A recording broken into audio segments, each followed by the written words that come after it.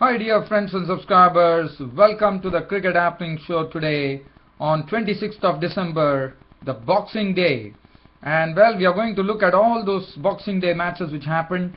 First we will cast a look at the first one-day international which was played between New Zealand and West Indies. And as you know, West Indies were, this was a different ball game as I said, but as you know, they were absolutely crippled. As I said, there were a lot of injuries and a lot of other things to contend with. But one has to really commend West Indies for doing this. They won the first one-day international in a sort of a real, I wouldn't say in a very convincing manner, because it was a pitch which was not really conducive to stroke play at Eden Park in Auckland. And Eden Park in Auckland was actually a drop-in pitch that was created. And New Zealand also struggled. In fact, New Zealand were out for 156. But what was very important is that the West Indian captain, Dwayne Bravo, actually voiced his sentiments by saying that, the team needs to get together. So we could see that in every time there was a victim, the New Zealand victim was taken, the West Indies bowlers, the fielders, everybody were gelling together well as a unit, and the team spirit was absolutely in evidence. And that was what Dwayne Bravo, the one-day international captain, actually stressed upon, and that was absolutely in full measure, and definitely due to the fact, largely due to the fact that there was a lot of team spirit and camaraderie in the team. That's the reason West Indies could actually clinch this particular one-day international, even though the match went down pretty close, with Sammy having to show his pyrotechnics to actually get West Indies home finally by 2 wickets here at Eden Park in Auckland, and West Indies taking a 1-0 lead in the 5-match one-day international series here at Eden Park in Auckland.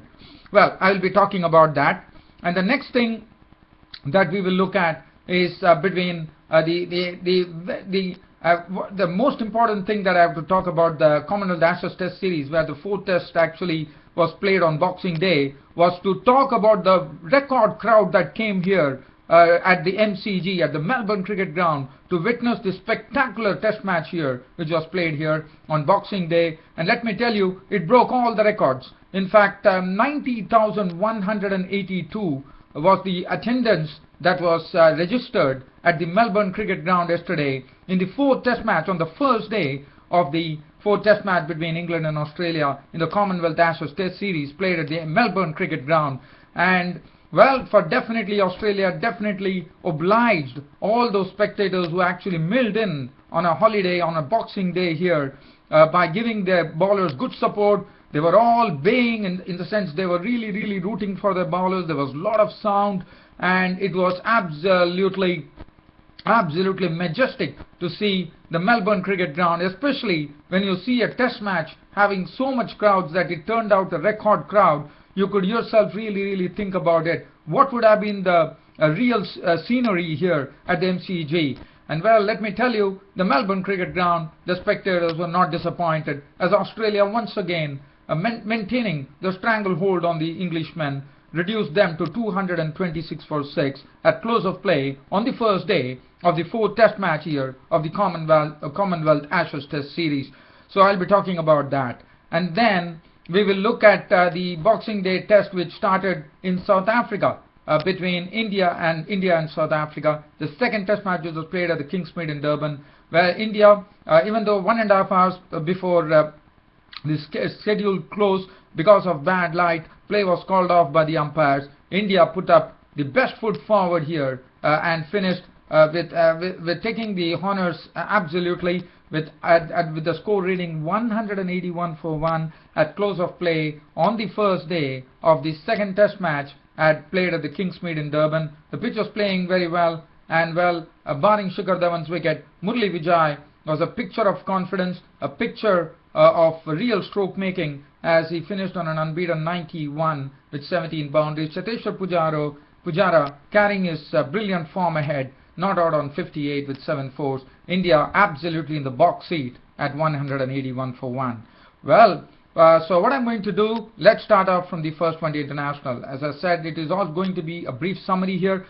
As far as New Zealand were concerned, it was the luck of the toss went the West Indies way, and West Indies decided to insert New Zealand at Eden Park in Auckland. But well, as far as the spectators were concerned, there was a lot of, definitely being a holiday, the Boxing Day, there would have been a lot of crowd there. The New Zealand fans would have been pretty disappointed with New Zealand were all out for 156. But one thing, there were short boundaries, and one would have probably expected a lot of 4s and 6s to be hit. But if you look at it, there were only 4 6s hit in the entire New Zealand innings, and New Zealand were finding it pretty tough. Just talking about some important things that happened here.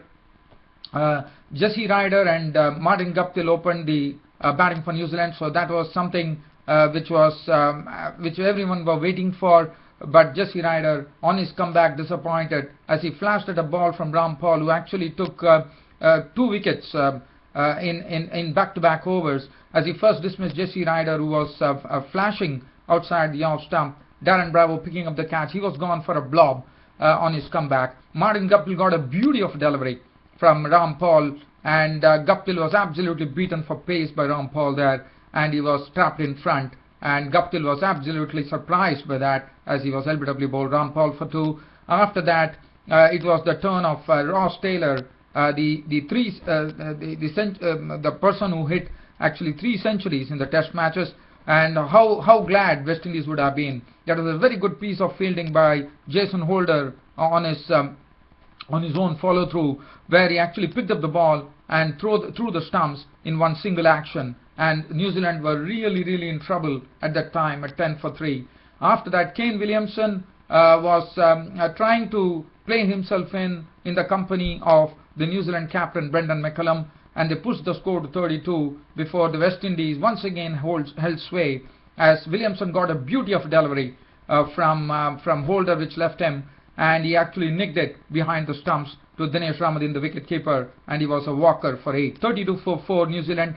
And after that, as I said, the wickets started falling at regular intervals. There was not much of a resistance at all. Corey Anderson, Dwayne Bravo came in and picked up Corey Anderson's wicket for 13 of 21 balls with 2 fours. Luke Ranchi was a victim, trying to hit a ball from Nareen. He was caught by Charles. There was some splendid fielding effort from the West Indies. Not only the team spirit, the fielding was also lifted. The bowling was absolutely sharp, and it was making life difficult for the New Zealand batsmen. Nisham was out, very well caught by Darren Bravo, his brother, of the bowling of Dwayne Bravo for 10. And then it was left to the McCullum brothers to provide some impetus. In fact, Brendan McCullum, the captain himself, was a victim of a very dubious decision, as he actually came all the way. He was dancing down the pitch to Dwayne Bravo to put him on the leg side, and he was trapped on the pads. Looking at the replay, one would have thought that Brendan McCullum could have been given some benefit of doubt, but unfortunately that was not the case. The appeal was upheld, and he was declared LBW bowled Dwayne Bravo for 51 with 57 balls, 5 fours and 1 6. And then his brother Nathan McCullum really played some very good strokes. As you know, he's a very useful bat. He hit some very big sixes and provided a real cameo.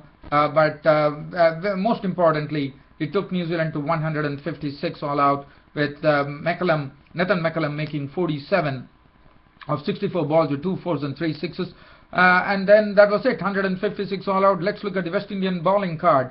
Made absolutely impressive rating, led by the West Indian captain Dwayne Bravo. 10 overs, no maiden, 44 runs and 4 wickets. Sunil Nareen, 10 overs, 2 maidens, 1 for 28. But the damage was done by Ravi Rampal at the top. 9 overs, no maiden, 2 for 27. Holder bowled excellently, 7.1 overs, no maiden, 2 for 21. Sammy, the only person who really looked a bit off colour in this, leaking 30 runs of his 6 overs. So that was the New Zealand innings, 156. And as far as West Indies were concerned, they didn't have it easy at all. As I said, it was not easy to play your strokes, even though the boundaries were short. The main thing being that you need to really stay at the crease and bide your time and look out for the loose deliveries. As far as West Indies were concerned, they also found the going pretty tough, with Mitchell McClenaghan, who returned figures of 9.3 overs, no maidens, 58 runs and 5 wickets, really starting the slide for the West Indies by first picking up the wicket of Kieran Powell with a beautiful delivery, clean bowled for 4. After that, he picked up the wicket of Johnson Charles, also clean bowled for 9. And then he also picked up the wicket of Darren Bravo, who was caught by Williamson brilliantly for 14 of 18 balls, and that was McClenaghan doing all the damage. And then he picked up the very prized wicket of the West Indian captain Darren Bravo for 12 of 14 balls with 1-4 and 1-6. And West Indies, as I said, they started losing their way. They were 60 for 4, and then Simmons was a victim of the bowling of Kyle Mills for 34 of 43 balls with 4 fours and 1-6. And then suddenly wickets started tumbling with Dana Ryan being scalped by Kyle Mills for the 6, and Dinesh Ramadan also giving McClenaghan his 5th victim, as he was caught by McCallum on the bowling of McClenaghan.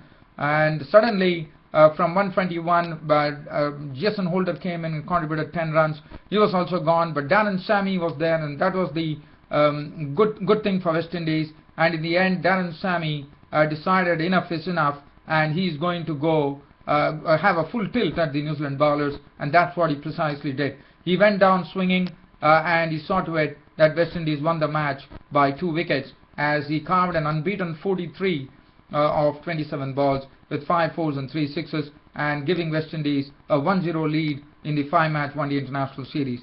Looking at the wicket card for New Zealand, Mitchell McClenaghan, 9.3 overs, no maiden, 58 runs and 5 wickets, bowled excellently, and he got due reward for that. Kyle Mills 2 for 37, Neesham 1 for 35, and Corey Anderson 4 overs, no maiden, none for 19. Darren Sammy, the West Indian batsman, all-rounder, was given the man of the match, and justifiably so. So let's shift on from here. As I said, time is a big shortage for me on the YouTube, so I have to really rush things now. Let's get on to the 4th Test match. As I said, it was all about record crowds, 90,000.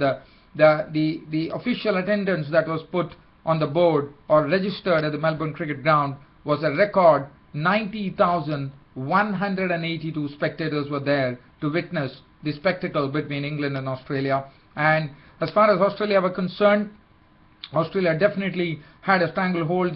But one thing probably one would have been surprised after seeing, at least I'm sure the spectators over there who had all definitely would have come to see the Australian batsmen in action, were surprised when Michael Clarke actually won the toss and decided to insert the opposition England to bat first on the first day.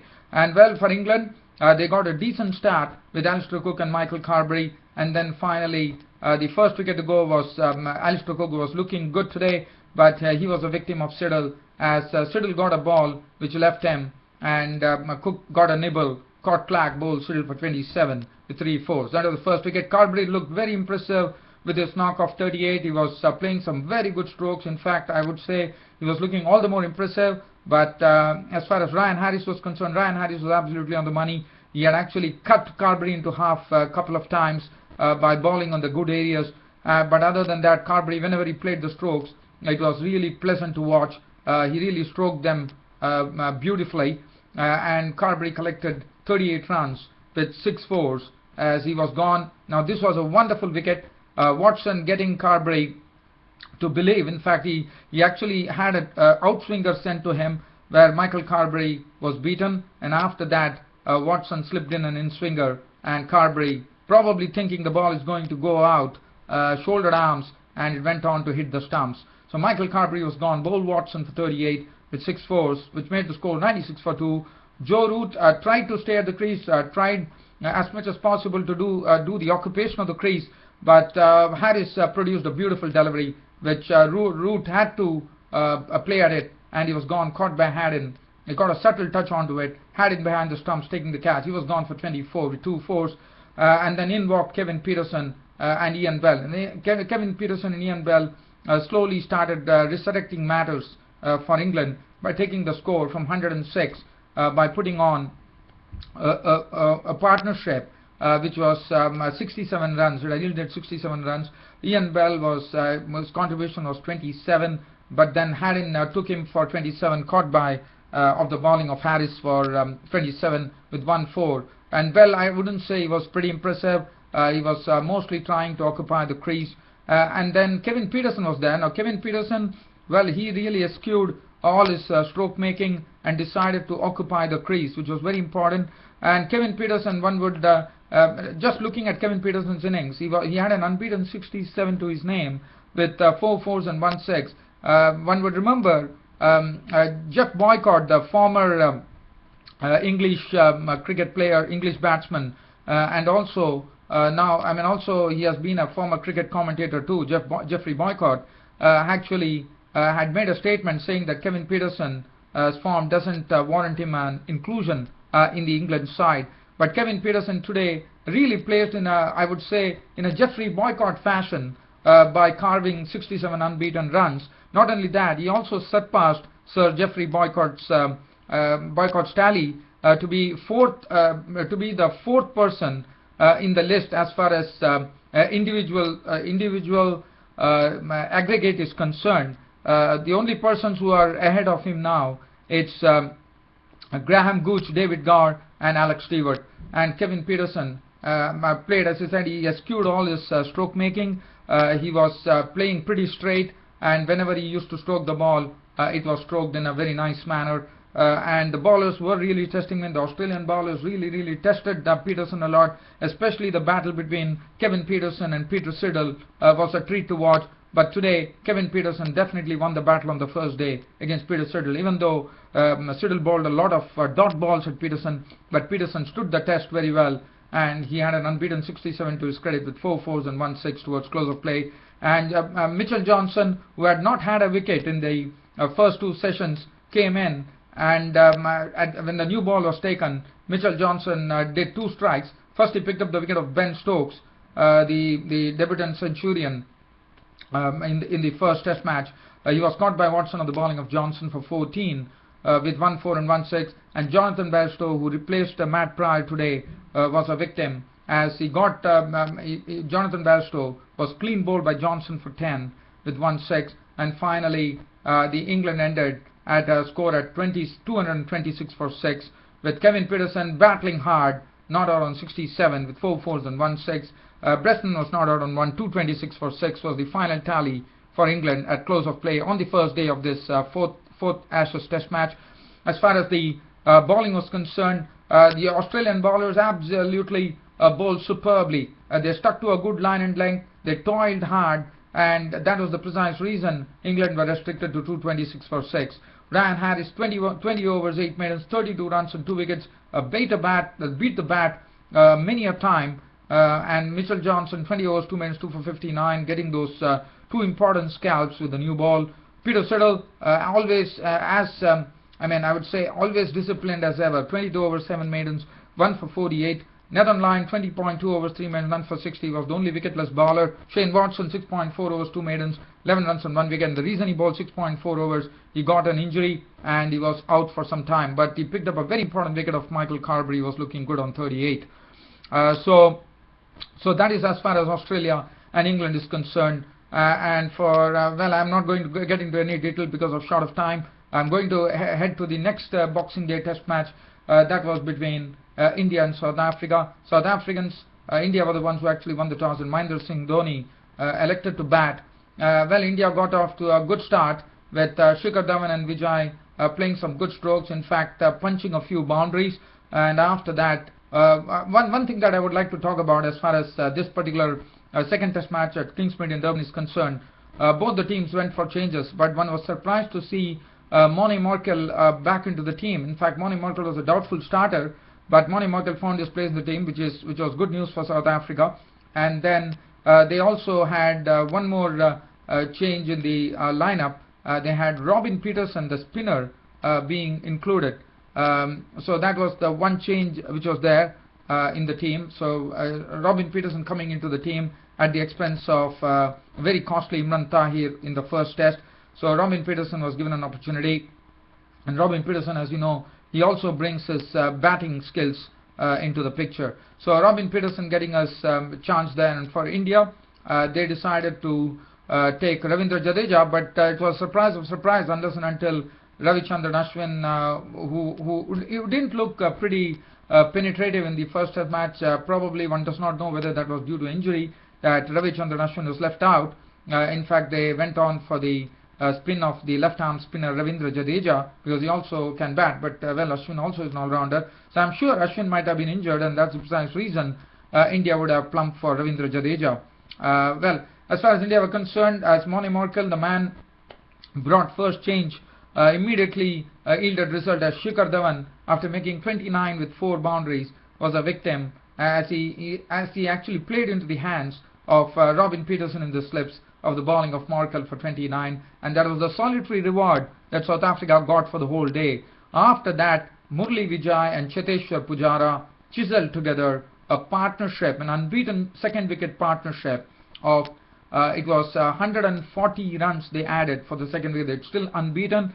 Murli Vijay was not out on 91 with 17 fours, and what was very important about Murli Vijay's knock today was that there was a lot of confidence. He was being tested by a lot of short stuff from the from the South African pacers, especially Dale Steyn, who bowled a very good off-stump line to Murli Vijay and Cheteshwar Pujara. But Murli Vijay was very equal to the task. He buckled in very well. He was playing the short ball very well. Now that is something where that was something that it has always been lacking. Like Murli Vijay has always been sorted out by bowlers with the short stuff. But today Murli Vijay was a picture of confidence. He has really worked on that. That was really showing as he was really swaying very nicely away from the line of the ball. Used to duck well, and he played the short stuff very well. And the strokes that he played was a real pleasure to watch. As you know, Murli Vijay, when he plays his strokes, it would be absolutely sweet timing, and that's what it precisely was. Murli Vijay was stroking the ball superbly. He was also playing some very good strokes on the onside, but as you know, his favored area is the cover region from where he gets all his runs. And he played some marvelous strokes. In fact, some drives were absolutely excellent. And in the company of Cheteshwar Pujara, who was absolutely untroubled by the South African bowlers, really went his merry way, gave very good support to Murli Vijay at the other end by carving 58 runs with 7 boundaries. And look at Murli Vijay, how many boundaries. He is just 9 short of a test century here in South Africa, and Murli Vijay had 91 to his name with 17 boundaries. So if you look at it, 68 runs of Murli Vijay was scored in boundaries. So that definitely gives you an inkling as to how Murli Vijay played. But well, he definitely got over the short stuff. He was definitely tested towards the end by Dale Steyn with some lot of short stuff, but he definitely stood that test well. And finally, after tea, only 30 minutes of play was possible, as the umpires got their light meters and saw that the light was not good for play, and bad light stopped play here at Kingsmead in Durban, with India finishing on a very good 181 for 1. Murli Vijay will resume his innings tomorrow, trying to get his test century against South Africa. Not out on 91 with 17 boundaries. Cheteshwar Pujara not out on 58 with 7 fours, continuing the good work that he did in the first test match. And looking at the pitch, there's nothing in the pitch. The ball is not bouncing as we saw in the Wanderers in Johannesburg. So it is going to be a stiff task for South Africa. But if you look at it, I think this is going to be a high-scoring game. Looking at how the first day's play has gone, but probably maybe we are talking a bit early. Probably we still have to see how the pitch behaves in the next 2 days before we make any statement here. Let's look at the bowling figures for South Africa. Dale Steyn, 16 overs, 6 maidens, none for 49. I thought he was the best bowler today. Vernon Philander, 14 overs, 4 maidens, none for 39. Markel, 12 overs, 3 maidens, 1 for 26, getting that solitary breakthrough for South Africa. Callis in his last test match in his career, 7 overs, 1 maiden, none for 23. And Robin Peterson, the spinner, 12 overs, 2 maidens, none for 43. So that was the match situation, and that was the match reports on Boxing Day test matches and One Day International, which happened between New Zealand and West Indies. Well, dear fans, friends, subscribers, hope you all liked my Boxing Day cricket reports here. This is your host Ram, now taking leave, but promising you, as usual, this Cricket Happening show will be there to entertain you as usual. Until then, it's goodbye for the day.